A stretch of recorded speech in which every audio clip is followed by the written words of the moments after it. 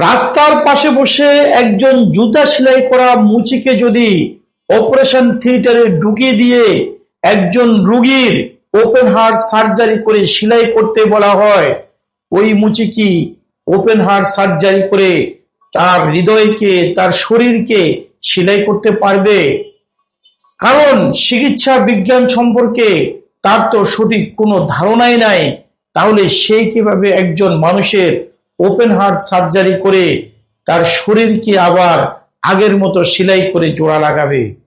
এরপরেও আমাদের সমাজে এমন কিছু জ্ঞান পাপী রয়েছে, তারা বলবে মুচির কাজ তো সেলাই করা, হোক সে জুতো আর হোক সে মানুষ। এই ব্যাপারে বিশ্লেষণ পরে করব। এর আগে আপনাদেরকে সূরা নাস অর্থ সহ আরবি তেলাওয়াত শোনাবো। বিসমিল্লাহির রহমানির রহিম। পরম করুণাময় ও অসীম দয়ালু আল্লাহর নামে শুরু। কুল আউযু বিরাব্বিন নাস।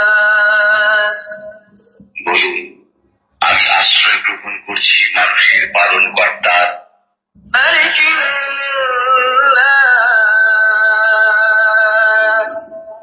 মানুষের অধিপতি ইলাহিন নাস, মানুষের মাবুদের মিন শাররিল ওয়াসওয়াসিল খান্নাস, তার অনিষ্ট থেকে যে কুমন্ত্রণা দেয় ও আত্মগোপন করে। আল্লাযী ইউওয়াসওয়িসু ফী সুদুরিন নাস, যে কুমন্ত্রণা দেয় মানুষের অন্তরে। মিনাল জিন্নাতি ওয়ান নাস,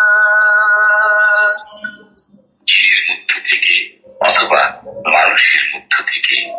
দর্শক, সূরা নাসের বাংলা অর্থ সহ আরবিতে কোরআন তেলাওয়াত শুনে বুঝতেই পারছেন আল্লাহ পাক সূরা নাস আমাদের মাঝে কেন নাজিল করেছেন এবং সূরা নাসের মধ্য দিয়ে আমাদেরকে কি বার্তা দিয়েছেন। একজন বাউল আবুল সরকার আরবি ভাষা সম্পর্কে যার কোনো পাণ্ডিত্য নেই, সে কোনো কারি নয়, সে কোনো মুফতি নয়, ইসলাম সম্পর্কে তার কোনো গভীরতা নেই, সেই স্টেজে দাঁড়িয়ে সূরা নাস সম্পর্কে যে বিকৃত মতামত প্রকাশ করেছেন, আমরা যারা মুসলমান রয়েছি আমাদের মনে কঠিনভাবে আঘাত করেছে। সেই সূরা নাসকে বলেছে আল্লাহ নাকি নাচতে বলেছে। এত কেন নাচতে বলেছে সে বারবার এই কথা বলছে। এই ধরনের পাগল উম্মাদ বাউলদেরকে যথোপযুক্ত শাস্তির আওতায় আনা উচিত।